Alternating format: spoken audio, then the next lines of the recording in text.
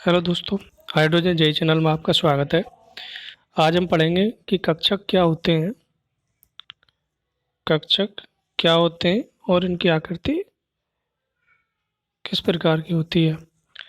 Last lecture में हमने पढ़ा था किसी उपकोष में उपस्थित कक्षकों की संख्या क्या होती है, किसी उपकोष में उपस्थित इलेक्ट्रॉन कितने होते हैं और कक्षकों का नाम। ठीक है, तो लास्ट लेक्चर में हमने देख लिया था कि कक्षकों का नाम क्या होता है। आज हम देखेंगे कक्षक क्या होते हैं और कक्षक की आकृति क्या होती है। अगर आपने लास्ट लेक्चर नहीं देखा तो उसका लिंक मैं आपको डिस्क्रिप्शन में दे दूंगा, वहाँ जाकर आप देख सकते हैं। ठीक है, सबसे पहले हम कक्षक की परिभाषा पर आते हैं। कक्षक, ठीक है, किसी नाभिक के चारों ओर का वह क्षेत्र जहाँ इलेक्ट्रॉन के पाए जाने की संभावना सबसे अधिक होती है उसे कक्षक कहते हैं। क्लियर है? एक बार दोबारा सुन लीजिए। किसी नाभिक के चारों ओर का वह क्षेत्र जहां इलेक्ट्रॉन के पाए जाने की संभावना सबसे अधिक होती है उसे क्या कहते हैं? कक्षक कहते हैं। अब कक्षक कितने प्रकार के होते हैं? कक्षक 4 प्रकार के होते हैं।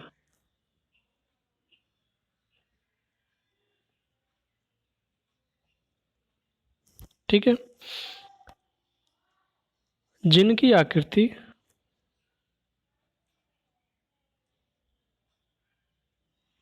जिनकी आकृति श्रोडिंजर तरंग समीकरण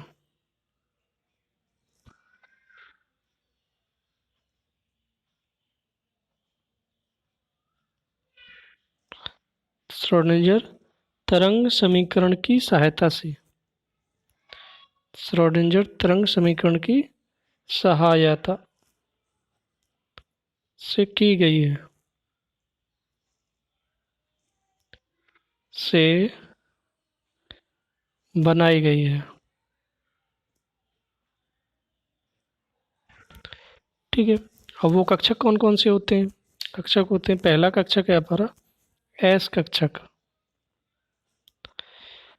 तो इसकी अगर हम आकृति की बात करते हैं तो इसकी आकृति होती है गोलाकार। ठीक है, यहाँ कंफ्यूजन करने वाला एक वर्ड होता है वृत्ताकार। ठीक है, जो कि इसकी आकृति वृत्ताकार नहीं होती है। गोलाकार क्या होती है? गेंद की भांति आकृति होती है। ठीक है, वृत्ताकार क्या होती है? एक रिंग होती है, जैसे आपकी अंगूठी होती है उसकी टाइप की इसकी आकृति होती है। तो ये वृत्ताकार नहीं होती, जबकि कैसी होती है? एक गोलाकार आकृति होती है, गेंद की भांति आकृति होती है। ठीक है, अब एक्स कक्षक जो होता है आपका, एस कक्षक अदिशात्मक होते हैं।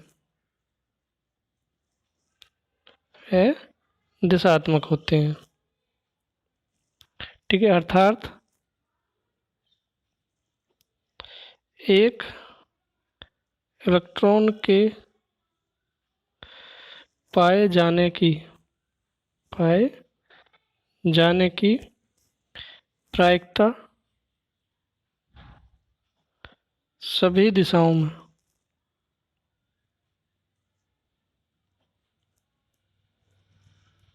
समान होती है। ठीक है, अगर हम पी कक्षक की बात करते हैं जो हमारा दूसरा कक्षक है, इसकी आकृति कैसी होती है? इसकी आकृति डंबल होती है। ठीक है, जिसमें दो पिंडक होते हैं।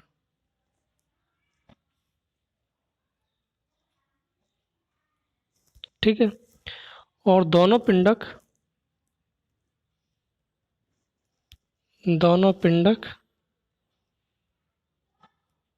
एक नोड के द्वारा जुड़े होते हैं। ठीक है, अब यहाँ पर नोड क्या होता है? तो नोड होता है जहाँ इलेक्ट्रॉन घनत्व शून्य होता है। ठीक है, जो पी उपकोष है इसमें जो कक्षक होते हैं हमारे पी एक्स, पी वाई और पी जेड होते हैं। ठीक है, इसको हम ऐसे भी शो कर सकते हैं, ये आपका पी एक्स हो गया, ये आपका पी वाई हो गया, ये आपका पी जेड हो गया। ये होता है एक कक्षक, और इनके टोटल समुच्चय को क्या कहते हैं? उपकोष बोलते हैं, उपकोष। ठीक है, अब हम पी एक्स की आकृति की बात करते हैं। आकृति कैसे होती है? डंबल। पी एक्स की आकृति भी डंबलाकार होगी, पी वाई की आकृति भी डंबलाकार होगी, और पी जेड की आकृति भी डंबलाकार होगी। ठीक है, अगर हम पर्टिकुलर पी एक्स की बात करते हैं तो इसमें क्या होगा? ये एक्स एक्सिस होगी, ये वाई एक्सिस होगी। तो यहाँ पर क्या होगा? एक पिंडक तो आपका एक्स अक्ष पर इस दिशा में होगा, एक पिंडक दूसरी इसी अक्ष पर दूसरी दिशा में होगा। ठीक है, तो यहाँ पर क्या है? जो एक्स अक्ष है उसी पर दोनों पिंडक उपस्थित होंगे। ठीक है, पी एक्स में। अगर पी वाई की बात करते हैं तो यहाँ पर क्या होगा? एक्स अक्ष, ये वाई अक्ष, तो यहाँ पर आपका पिंडक वाई अक्ष पर होगा। इसी टाइप से आप पी जेड की बात करते हैं तो यहाँ पर जो पिंडक होगा ये एक्स अक्ष होगी, ये वाई अक्ष होगी, और ये जेड अक्ष होगी। तो यहाँ पर पिंडक कहाँ पर होगा? जेड अक्ष पर होगा। ठीक है, अब यहाँ पर हम बात करते हैं, ये जो पिंडक होते हैं ये अभी हमने बताया था कि ये एक नोड के द्वारा जुड़े होते हैं। तो यहाँ पर नोड कहाँ होता है? ये नोड यहाँ पर होता है। ठीक है, जिसके द्वारा ये जुड़े हुए हैं। तो यहाँ पर क्या होता है? इलेक्ट्रॉन का घनत्व क्या होता है? शून्य होता है। इसी को यहाँ पर नोड बोलते हैं। अब यहाँ पर क्योंकि आप एक सतह डालोगे इस टाइप से तो ये आपस में कट जाएगा, आधा इधर आधा इधर, तो इसकी वजह से इसको नोडल सतह भी बोल देते हैं, नोडल सतह। ठीक है, अब पी कक्षक क्या होते हैं? पी कक्षक दिशात्मक होते हैं, दिशात्मक होते हैं, जबकि एस कक्षक क्या है? अदिशात्मक। अब ये दिशात्मक क्यों होते हैं? क्योंकि अब यहाँ पर देखिए जो इलेक्ट्रॉन की डेंसिटी है वो यहाँ पर सबसे ज़्यादा होगी, यानी इलेक्ट्रॉन का घनत्व पाए जाने की प्रायिकता या इलेक्ट्रॉन के पाए जाने की प्रायिकता यहाँ पर सबसे ज़्यादा होगी एक्स अक्ष पर, या वाई अक्ष पर सबसे ज़्यादा होगी, या जेड अक्ष पर। यानी कि अलग अलग दिशा में इलेक्ट्रॉन के पाए जाने की प्रायिकता भिन्न भिन्न है। तो इसकी वजह से जब इसमें एक्स अक्ष पर शो करता है, इसमें वाई अक्ष पर, इसमें जेड अक्ष पर, तो ये क्या करता है? दिशात्मक हो गया, एक दिशा को बताता है, इसलिए ये क्या है? दिशात्मक होते हैं। ठीक है, अब यहाँ पे हमने पढ़ा P X, P Y, P Z कक्षक होते हैं अलग अलग। अगर तीनों के समुच्चय की बात करें तो क्या होता है? एक उपकोष बन जाता है। अब ये तीनों पी एक्स, पी वाई कक्षक जो होते हैं समभ्रंश होते हैं। किस टाइप के होते हैं? समभ्रंश होते हैं। समभ्रंश मतलब समान ऊर्जा वाले होते हैं, समान ऊर्जा इनकी होती है। ठीक है, आगे हम बात करते हैं डी कक्षक। डी कक्षक, ठीक है। और डी कक्षक की आकृति की बात करते हैं तो इसकी आकृति होती है द्विडंबल। ठीक है, अब डी कक्षक भी हमारे क्या होते हैं? डी कक्षक भी दिशात्मक होते हैं।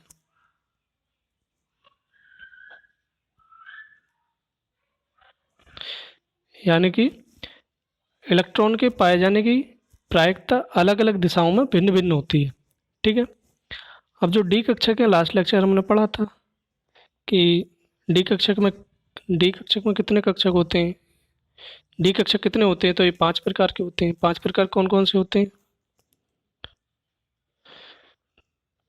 D X Y, D Y Z, D Z X, D Z square, D x square minus Y square. ठीक है, अब ये भी क्या होते हैं?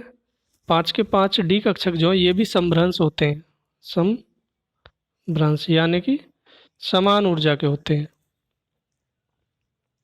यानी सभी की आपस में ऊर्जा समान होती है। ठीक है, ये आपका एक कक्षक है, और इन्हीं के पांचों के समुच्चय को अगर मिलाकर बात करें तो एक उपकोष बन जाता है, जिसे क्या कहते हैं? डी उपकोष कहते हैं। ठीक है, अगर हम इसकी आकृति की बात करते हैं, जो D X Y, D Y Z, D Z X, ये क्या करते हैं, किसी भी एक्स से 45 डिग्री का कोण बनाते हैं। कितने का कोण बनाते हैं? 45 डिग्री का कोण बनाते हैं। जबकि डी जेड स्क्वायर और D x square minus Y square axis पर होते हैं, यानी अक्ष पर होते हैं। ठीक है, देखते हैं कैसे। जब डी एक्स वाई की बात करते हैं, ये आपकी एक्स अक्ष हो गई, ये वाई अक्ष हो गई। तो डी एक्स वाई, एक्स और वाई हमारे अक्ष हो गई, तो इसके जो डंबल होंगे वो 45 डिग्री का कोण बनाएंगे। ठीक है, तो यहाँ पे देख लीजिए, ये 45 डिग्री का कोण बनाएंगे, यानी कि यहाँ पर इलेक्ट्रॉन घनत्व सबसे ज़्यादा होगा यहाँ पर। ठीक है, इसी टाइप से आप डी वाई जेड की बात कर सकते हैं। यहाँ पे आपका जेड अक्ष हो गया, यहाँ पे आपका वाई अक्ष हो गया। अब यहाँ पर भी 45 डिग्री का ही कोण बनाएंगे। ठीक है, तो यहाँ पर भी 45 डिग्री का ही कोण बन रहा है। अब ये देखो, देखने में तो सेम लग रहा होगा, लेकिन मैंने यहाँ पर क्या कर दिया, अक्ष को चेंज कर दिया। यहाँ पे एक्स वाई अक्ष है, यहाँ पे वाई जेड अक्ष है। ठीक है, इसी टाइप से आप यहाँ पर जेड एक्स को भी शो कर सकते हो। यहाँ पर एक्स अक्ष हो गई, यहाँ पर जेड अक्ष हो गई, तो ये आपका यहाँ पर क्या बनाएगा, 45 डिग्री का कोण बनाएगा। यहाँ पर भी क्या बनाएगा, 45 डिग्री का कोण बनाएगा। तो ये आपका 45 डिग्री का कोण बन गया यहाँ पर भी। ठीक है, अब यहाँ पर अगर फेस शो करने की बात होती है, तो यहाँ पर अपोजिट फेस सेम साइन के होते हैं, प्लस माइनस माइनस। इसी टाइप से यहाँ पे प्लस प्लस माइनस माइनस, आप इसको भी प्लस दे सकते हो, लेकिन इसका अपोजिट वाला प्लस रहेगा, और यहाँ पर माइनस है तो इसके अपोजिट वाला माइनस रहेगा। ठीक है, ये चार्ज नहीं होते हैं, ये फेस को शो करते हैं, प्लस और माइनस। आगे देखते हैं D x square minus Y square.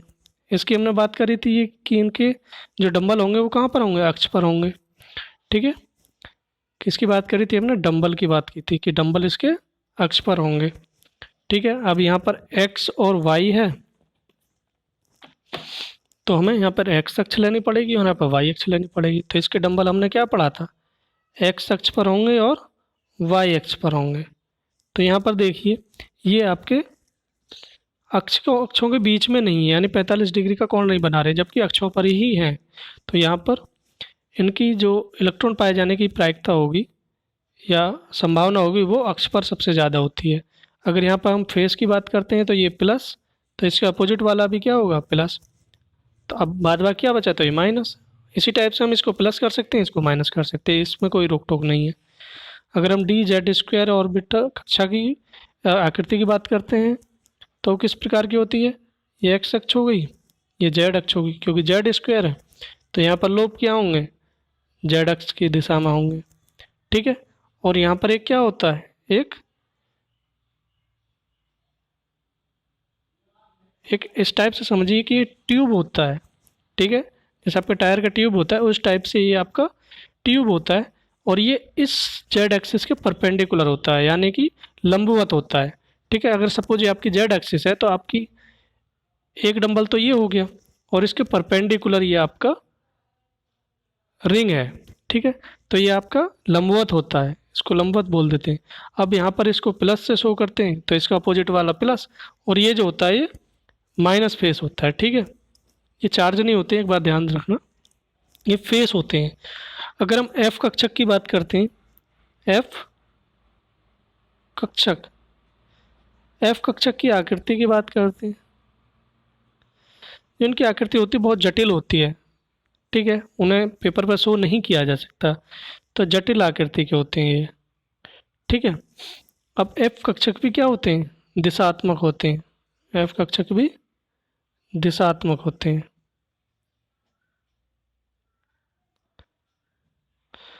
अगर हम इनकी स्टेबिलिटी की बात करें, स्थायित्व का क्रम बात करें, स्थायित्व का क्रम क्या होगा, एस कक्षक सबसे ज़्यादा स्थायित्व होता है, पी कक्षक उससे कम, डी कक्षक उससे कम, और एफ कक्षक सबसे कम स्थायित्व होता है। अगर ऊर्जा की बात करते हैं, ऊर्जा का क्रम। तो क्या होता है, एक्स कक्षक की ऊर्जा सबसे कम होती है, उससे ज़्यादा होती है पी कक्षक की, पी कक्षक से ज़्यादा होती है डी कक्षक की, और डी से ज़्यादा होती है एफ कक्षक की ऊर्जा सबसे ज़्यादा होती है। ठीक है, अभी हमने इसी लेक्चर के स्टार्टिंग में बोला था कि श्रोडिंजर इक्वेशन से इनकी आकृति के बारे में पता लगा है। जो जो आकृति होती है आपकी ऑर्बिटल्स की, ये श्रोडिंजर तरंग समीकरण से फाइंड की गई है या ज्ञात की गई है। तो हम अब थोड़ा श्रोडिंजर इक्वेशन के बारे में बात करते हैं। अगर यहाँ पे आप इसका प्लस और माइनस की बात करते हैं, प्लस फेस और माइनस फेस की, तो यहाँ पर क्या होता है, एक प्लस फेस होता है, दूसरा माइनस फेस होता है। इसी टाइप से ये प्लस फेस होता है, या माइनस फेस होता है। आप ये भी लिख सकते हो ये माइनस है, इसको प्लस लिख सकते हो। यहाँ पर ये प्लस और ये माइनस इस टाइप से शो कर सकते हैं। ठीक है, ये चार्ज नहीं होता है, ये फेस को शो करता है। अब श्रोडिंजर समीकरण क्या होती है, श्रोडिंजर तरंग समीकरण। ठीक है, तो ये होती है del square psi upon del x square, del square psi upon del y square, del square psi upon del z square, plus 8 pi square m upon n square e minus v psi equal to 0। ठीक है, यहाँ पे साई क्या होता है, ये इस type से लिखा जाता है, पी इसमें साइलेंट होता है। ये होता है इलेक्ट्रॉन का तरंग फलन, इलेक्ट्रॉन का तरंग फलन। ठीक है, और del square over del x square क्या होता है, ये एक्स दिशा में द्वितीय अवकलन होता है, द्वितीय अवकलन। ठीक है, एम क्या होता है, इलेक्ट्रॉन का द्रव्यमान होता है, और ई होता है इलेक्ट्रॉन की कुल ऊर्जा।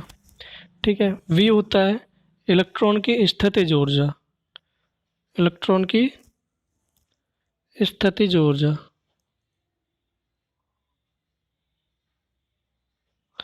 ठीक है, और एच होता है आपका प्लैंक नियतांक। ठीक है, अब इसके कुछ पॉइंट्स हैं, उस पॉइंट्स की बात करते हैं। साई स्क्वायर कक्षकों को प्रदर्शित करता है, कक्षकों को प्रदर्शित करता है। जहां इलेक्ट्रॉन के मिलने की प्रायिकता क्या होती है, अधिकतम होती है। स्टार्टिंग में डेफिनेशन बताई थी। ठीक है, और यदि साई स्क्वायर 0 है तो यह बिंदु क्या कहलाता है, तो यह बिंदु नोड कहलाता है। इसकी परिभाषा मैं पहले बता चुका हूँ, यानी जहाँ पर इलेक्ट्रॉन घनत्व क्या होता है, 0 होता है, उसे नोड कहते हैं। अब ये नोड जो होते हैं दो प्रकार के होते हैं, नोड दो प्रकार के होते हैं। ठीक है, पहला नोड क्या है, त्रिज्य नोड, त्रिज्य नोड। ठीक है, अब त्रिज्य नोड की संख्या कैसे निकाली जाती है, त्रिज्य नोड की संख्या n माइनस एल माइनस 1। तो इसका फॉर्मूला होता है, n क्या होता है, मुख्य क्वांटम नंबर या मुख्य क्वांटम संख्या। l क्या होता है, द्विगंशी क्वांटम संख्या। ठीक है, आगे देखते हैं दूसरा नोड कौन सा होता है, कोणीय नोड। अब कोणीय नोड की संख्या कैसे निकालते हैं, कोणीय नोड की संख्या वो L के बराबर होती है। L क्या है हमारा, द्विगुणसी क्वांटम संख्या। ठीक है, अगर हम कुल नोड की बात करते हैं, कुल नोड, तो कुल नोड त्रिज्य नोड प्लस कोणीय नोड। तो यहाँ पे त्रिज्य नोड का फॉर्मूला क्या आता है, n minus L minus one, ये वाला। और कोणीय नोड क्या है, l। ये आपका कैंसिल आउट हो गया, तो कितना बचा, n माइनस वन। तो यानी कि कुल नोड आपके कितने हो गए, n माइनस वन। ठीक है, अब इनको हम फॉलो करके देखते हैं, त्रिज्य नोड और कोणीय नोड और कुल नोड कैसे कैसे हम ऑर्बिटल में देख सकते हैं, कक्षक में देख सकते हैं। इनमें सिंपल आपको यहाँ पर समझाने के लिए 1s 2s और 3s लेता हूँ।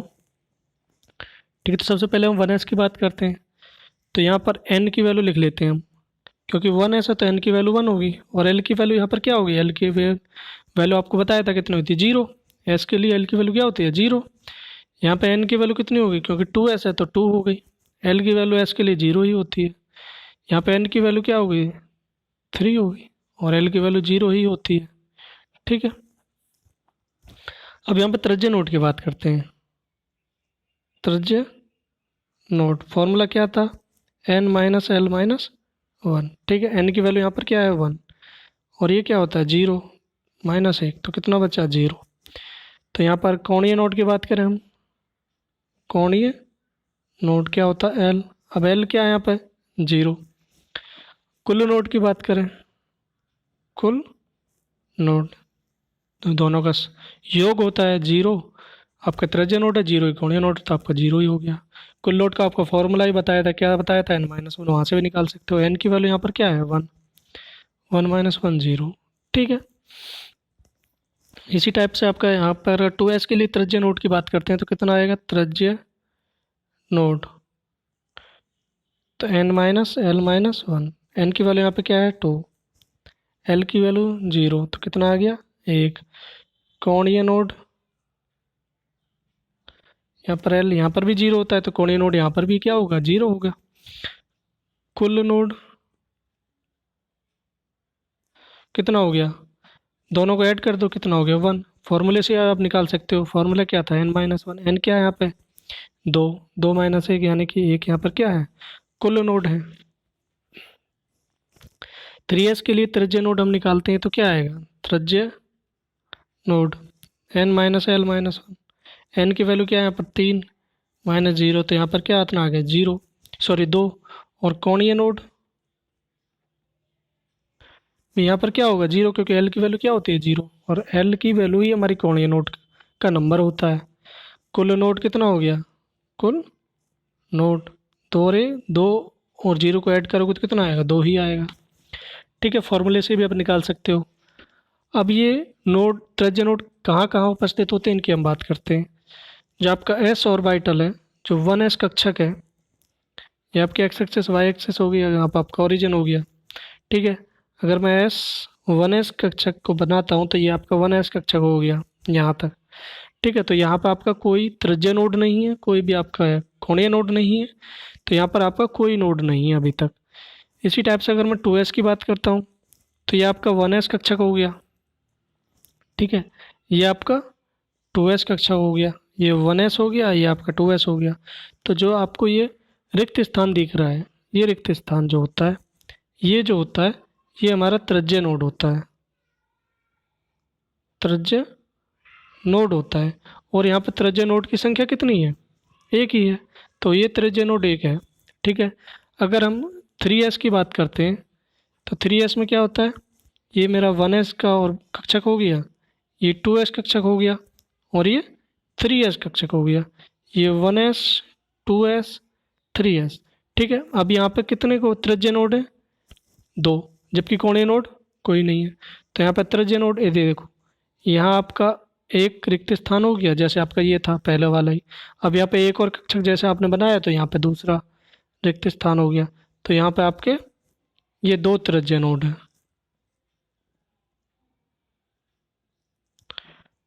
ठीक है, अब यहाँ पर आप एक चीज़ नोट कर सकते हो कि कोणीय नोड यहाँ पर भी 0 है, यहाँ पर भी 0 है, और यहाँ पर भी 0 है। तो यहाँ पर नोट कर सकते हो। एस कक्षक के लिए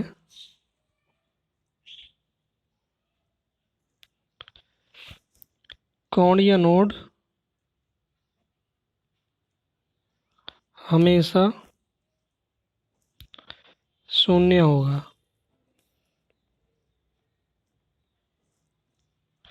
ठीक है, थैंक्स फॉर वॉचिंग।